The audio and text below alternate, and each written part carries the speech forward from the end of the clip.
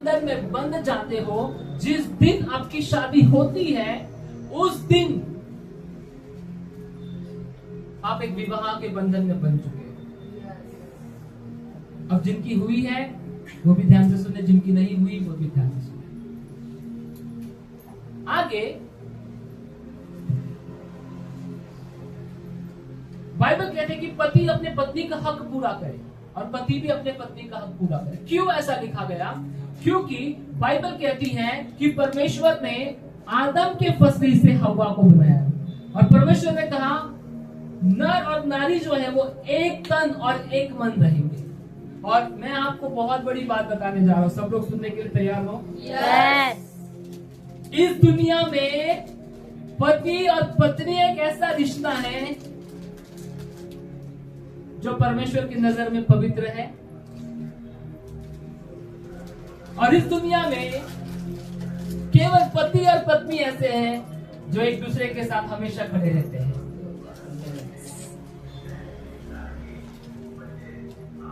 इसलिए गीत है ना, सारी उम्र में तुम्हारी रहूंगी, सुख दुख में साथ चलूंगी। यह पत्नी होती है जो हर पल अपने पति के साथ खड़ी होती है। और वो पति होता है जो कहता है खुदा ने मेरे वास्ते ही चुना है। हे परमेश्वर के प्रिय लोगों, आज जिनकी शादी हो चुकी है, अगर आप अपने पत्नी का हक पूरा नहीं कर रहे हो तो आज से सबसे पहले हक पूरा कैसे किया जाता है? तो अपने पत्नी को अंडरस्टैंड करना सीखो, उसे समझना सीखो। और हे पत्नियों, अपने पति को समझना सीखो। एक दूसरे को समझने के द्वारा आपका मैरिज बेस्ट और बेस्ट और बेस्ट होता रहेगा। जहां अंडरस्टैंडिंग नहीं है वहां झगड़े होते हैं, जहां समझ नहीं है वहां अनबन होती है। क्यों? क्योंकि अंडरस्टैंडिंग नहीं है। इसलिए आज इस सेलिब्रेशन के दिन एक बहुत बड़ी कुंजी मैं आपको दे रहा हूं ताकि आपकी रुकी हुई आशीषें आपके जीवन में आए। कई बार पति पत्नी का रिश्ता ठीक नहीं होने के कारण भी आशीषें रुकती है। कई बार पति पत्नी एक दूसरे को अंडरस्टैंड नहीं करने के द्वारा वे अपने जीभ को गलत तरीके से इस्तेमाल करते हैं, इसलिए भी वे आशीष को रोकते हैं। इसलिए प्यारे लोगों, जिनकी शादी हो चुकी है, आज ही आप एक दूसरे को सॉरी बोलकर पश्चाताप कर लो और एक दूसरे को समझना शुरू करो। अगर इस सेलिब्रेशन सर्विस में आप आए हो और आप चाहते हो कि आपके लाइफ में सेलिब्रेशन आए, आपके बच्चों के लाइफ में सेलिब्रेशन आए, आपके पीढ़ियों में सेलिब्रेशन आए, तो सबसे पहले बाहर की दुनिया को सुधारने से पहले अपना शादी का रिश्ता सुधार लो।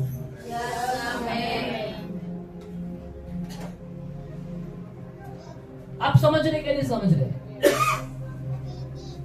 मैंने महलों में रहने वाले लोगों को भी देखा है, मैंने झोपड़ी में रहने वाले लोगों को भी देखा है, महलों में रहने वालों के घरों को देखा है, एकदम आलीशान है, लेकिन उनका एक दूसरे का बॉन्डिंग, पति पत्नी का रिश्ता बिल्कुल ठीक नहीं है।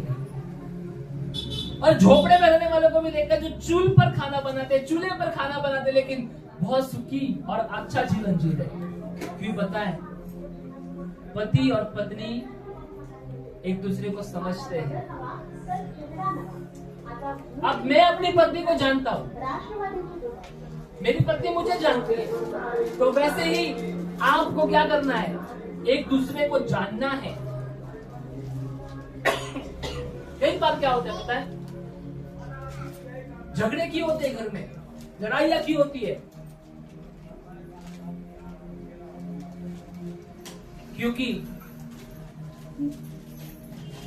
हर घर की कहानी, कई बार लोग ऐसा बोलते हैं ना, एक ही होती है। ऐसा नहीं है। पति और पत्नी कहानियां लिखते हैं। हे शादीशुदा लोगों, ध्यान से सुनो। तुम अपने बच्चों को वो सिखा रहे हो जो तुम अपने घर में जीते हो। कल तुम्हारे बच्चे वही करने वाले हैं जो उन्होंने देखा है। कई बार माता पिता बच्चों को पढ़ाई लिखाई करने में अच्छे स्कूल में डालते हैं, अच्छा एजुकेशन देते हैं, ये बहुत अच्छी बात है। लेकिन उससे भी अच्छी बात है कि आप उन्हें अच्छा आदर्श दो, आप उन्हें अच्छे संस्कार दो, आप उन्हें एक अच्छा संस्कार दो। कैसे दोगे? और आजकल की दुनिया, आजकल के बच्चों तो इतने फास्ट है, 2 साल 3 साल के बच्चों को मोबाइल का लॉक खोलने आता है। इसलिए परमेश्वर के लोगों, मैं आपको बोलना चाहता हूं, सबसे पहले आज इस सेलिब्रेशन सर्विस में, एनिवर्सरी सेलिब्रेशन सर्विस में मैं तुम्हें ऐसा संदेश दे रहा हूं जिसके द्वारा अगर ये संदेश के अनुसार आप अपने जीवन को जियोगे, आपके घर में आशीष और आशीष और आशीष और आशीष रहेगी। झगड़े करवाने वाला परमेश्वर है? नहीं। कौन है? वो झगड़े लगा रहा है। क्यों? क्योंकि तुम एक दूसरे को अंडरस्टैंड नहीं करते, तुम एक दूसरे को समझते नहीं हो। समझ रहे क्या नहीं समझ रहे? एक अच्छी ताली बजाओ यीशु के लिए।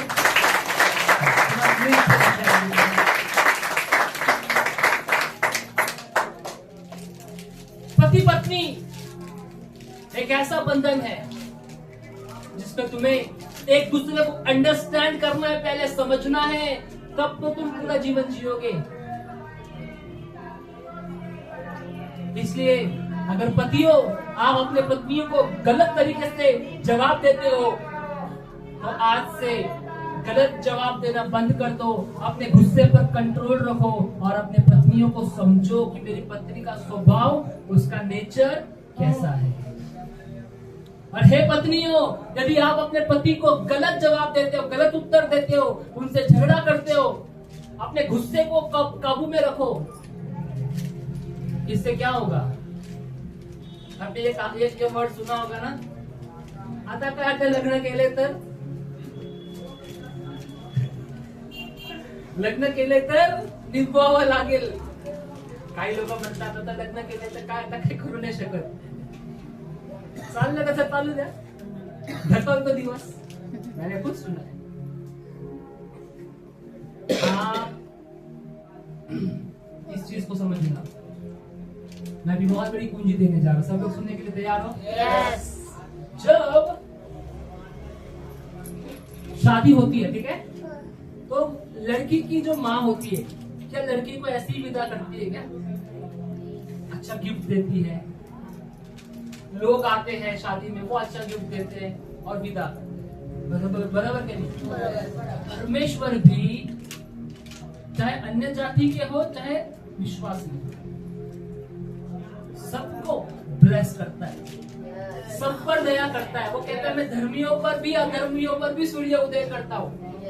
तो जब तुम्हारा विवाह होता है, जब हमारा विवाह हुआ ना, तो परमेश्वर ने हमें ब्लेस करके भेजा, आपको ब्लेस करके मुझे मेरे पास भेजा। और हे पतियों, और जिनकी शादी नहीं हुई, ध्यान से सुनो, जब आप शादी करोगे और जब वो लड़की जिसके साथ आपका विवाह हुआ है, वो जब आपके घर में आएगी, तो वो आपके लाइफ में आशीषें लेकर आती है, उपहार लेकर आती है। इसलिए कई बार आपने देखा होगा, लोग बोलते हैं एक सक्सेसमैन व्यक्ति के पीछे उसके पत्नी का हाथ है। तो क्यों? ये कहावत ऐसी नहीं है, बाइबल से जुड़ी हुई है। तुम्हारे घर में आशीषें कब आएगी, तुम्हारे पैसे कब बरकत में बदलेंगे, तुम्हारे बच्चे कैसे अच्छे एजुकेशन करेंगे, तुम्हारे बच्चों का कैसे भला होगा, जो आज आप सुन रहे हैं उसके द्वारा होगा। अगर आप अपने पत्नी को समझोगे, अरे इतने दिनों से मैं उसके ऊपर गुस्सा कर रहा था, इतने दिनों से मैं उसके ऊपर गुस्सा कर रही थी, मेरे पति को मैं चिल्ला रही थी। कई पत्नियां अपने पतियों को चिल्लाती है। आप अच्छी पत्नियां हो, आप अच्छे पति हो। कई पतियों को मैंने देखा है कि पति अपने पति को शाउट करते हैं। चिल्लाना गलत नहीं है, लेकिन उसकी भी सीमा होनी चाहिए। मतलब घूम फिर कर बात किधर आती पता है? शादी एक पवित्र रिश्ता है। वो लड़की पूरे साल, मतलब जन्म से लेकर शादी के दिन तक अपने मम्मी के कर रही है, और एक दिन ऐसा आता है कि वो अपनी पूरी यादें छोड़कर चलो, और फिर बोलती मम्मी आता मी माझ्या घरी गेले है ना। पति का घर उसका घर बन जाता है। इसलिए हे पतियों, ध्यान से सुनो, जिसकी शादी हुई, जिसकी शादी नहीं हुई, जब आपकी शादी होगी और जब आपके लाइफ में एक लाइफ पार्टनर आएगी, तो उसे अंडरस्टैंड करो कि वो है कैसी, उसकी आदतें कैसी, उसका नेचर कैसा है। अगर कहीं पर गलत है तो उसको करेक्ट करो, उसको सिखाओ कैसे, प्यार से, क्योंकि आप एक दूसरे की हड्डी में की हड्डी और मांस में की मांस। आगे वचन 4, पत्नी को अपने देह पर अधिकार नहीं पर उसके पति का है।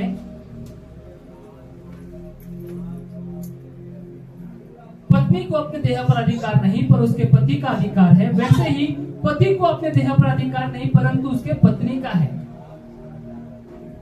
आप समझ रहे कि नहीं समझ रहे?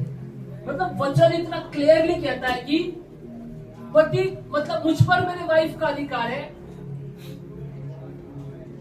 और उसका अधिकार मुझ पर है, मेरा अधिकार उस पर है। ठीक उसी तरीके से तुम्हारा अधिकार तुम्हारी पत्नी के ऊपर है और तुम्हारे पति का अधिकार तुम्हारे ऊपर है। आज कई लोग, मैं आपको एक पूंजी बता रहा हूं इस प्रार्थना में, ध्यान से सुनो। कई लोग आशीष क्यों नहीं देखते पता है?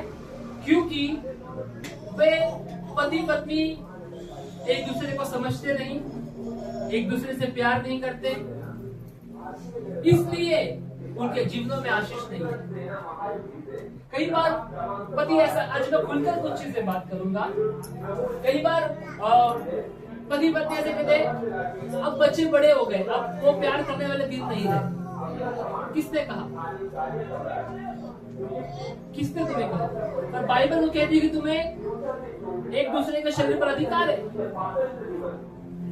याद रखो, जितने पति पत्नी हैं हमेशा अपने पत्नियों को अपना बेस्ट और बेस्ट और बेस्ट और बेस्ट टाइम देना चाहिए। आप समझ रहे कि नहीं समझ रहे? आपकी पत्नी पूरे दिन भर आपका घर संभालती, थोड़ा आकर उसको साथ बैठो, कैसा चल रहा है, कैसा नहीं चल रहा है, इतना नहीं पूछो, सब ठीक, खाना खाया, आओ खाना खाते। प्यार तो अपने पत्नियों को, क्योंकि बाइबल क्या कहती है कि एक दूसरे के शरीर पर एक दूसरे का अधिकार है। केयरिंग करो, अपने पत्नियों की केयरिंग करो। अरे हे पत्नियों, अपने पतियों की केयरिंग करो। आपके पति कभी भी भूखे पेट घर से नहीं जाना चाहिए, यह आपकी जवाबदारी, यह आपकी जिम्मेदारी है। और हे पतियों, आपको आपके घर का प्रबंध करना अच्छे से आना चाहिए। हम लोग उंगली दिखाने के लिए एकदम माहिर देते हैं, तू अशी तुझ्यामुळे झाला असेल, तू तसं केलं, तुला सांगितलं होतं ना, तू हे कर, तू का नाही माझं ऐकलं? गुस्सा सबको आता है, पर एक चीज याद रखो, इस दुनिया में ना जितना ज्यादा कुछ करोगे वो भी अच्छा नहीं है। सही बात है क्या नहीं? अब आंवले में क्या है? Vitamin C. बोलते आंवला खाना अच्छा है, लेकिन ज्यादा आंवला खाओगे तो क्या होगा? इसलिए सब चीजें लिमिट में रखो, अपने मैरिज लाइफ को संभालो। अगर आज तक तुमने इस जीप के द्वारा अपने पत्नियों का दिल दुखाया होगा, हे पतियों ध्यान से सुनो, अगर आपने इस बोलने के द्वारा, आपकी बिहेवियर के द्वारा आपकी पत्नी का कहीं ना कहीं, अभी नहीं गए साल, नेक्स्ट मतलब जो 2025 था उसमें आपने उन्हें मारा होगा, गलत बोला होगा, उनको हर्ट हुआ होगा, तो आज चर्च खत्म होने के बाद उनको सॉरी बोलो। और हे पत्नियों, अगर आपने आपके पतियों का कहीं दिल दुखाया होगा, उनको सॉरी बोलो। इसलिए आगे ऐसा गीत कहता है,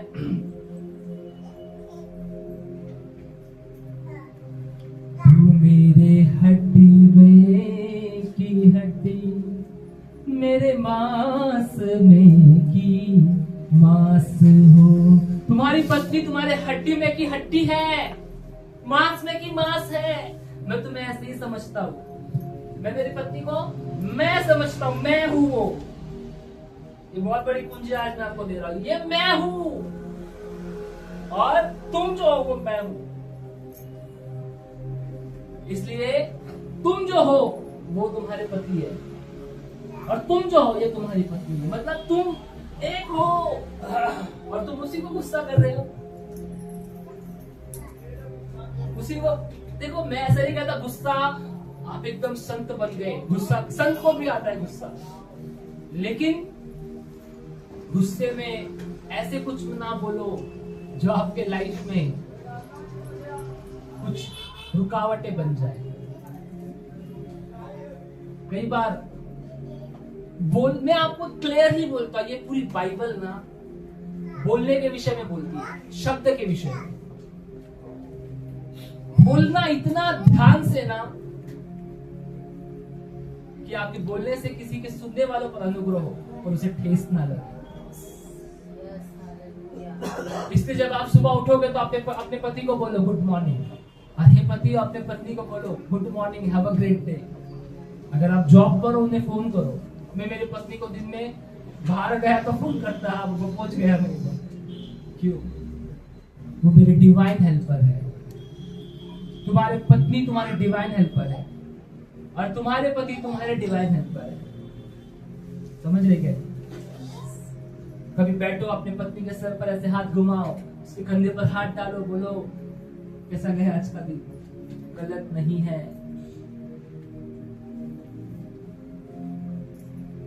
गलत आहे का? नाही. जिथं आता जेवढे आई आहेत वयस्कर आहेत, चुकीचं आहे का? आपको पता है पतियों को फीलिंग्स होती है, पतियों को फीलिंग्स होती है। आप जब उनको पूछोगे ना ऐसा तो उनकी पूरी थकान निकल जाएगी। खुश हो गए, खुश हो गया। ऐसे कुछ काम करो, इससे आपकी मैरिज बनी रहेगी, इससे आपके मैरिज में आशीष आएगी। आज कई डिवोर्स क्यों होते पता है? आज क्रिश्चियन डिवोर्स ज्यादा हो रहे। क्यों क्यों हो रहे? क्योंकि उन्हें बाइबल की नॉलेज ही नहीं है। डिवोर्स क्रिश्चियन में नहीं, बाहर भी हो रहे। क्यों होते डिवोर्स? नंबर 1, डिवोर्स करवाने वाला एक दुष्ट आत्मा होता है। नंबर 2, वो लाइफ में एंटर कब करता है? जब तुम खुद उसको इनवाइट करते हो। उन लोगों ने इनवाइट किया ना जिनके डिवोर्स हुए। वो कहावत सुनी, हाँ बैल मुझे नहीं। हालेलुया। वो कहावत है। तो कई बार मैंने ऐसे कई लोगों को देखा है जिनको अंडरस्टैंडिंग ही नहीं है मैरिज को लेकर, शादी को लेकर, प्रेम को लेकर। कई बार शादी लोग इसलिए करते कि बस घर में कोई काम वाली चाहिए थी, एक घर में काम वाली आ गई, फिर सासू भी हे नाही केलं ते नाही केलं। जर तुम्ही त्या सासू असाल तर लक्षात घ्या, आणि जर हे जरा दिवसात बनाल तर ते पण लक्षात घ्या।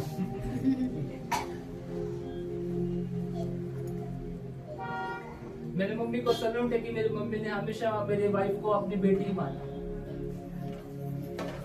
और आगे भी मानेंगे। जितने सासू होतील आणि आहेत, जी पोरगी तुमच्या घरी आली आहे तिला तुमची पोरगी समजा। हे खूप कठीण आहे, पण येशू आपल्याला हेच शिकवतो। सासूचा थोडा तोरा असतो, पण असू द्या, पण एवढा पण नसू द्या की बाई पाहून तयारून जाईल। पण हसवते पण तुम्हाला जरा, तुम्ही म्हणाल आज काय आज शिकवायला लागले। चुकीचं शिकवते का बरोबर शिकवते?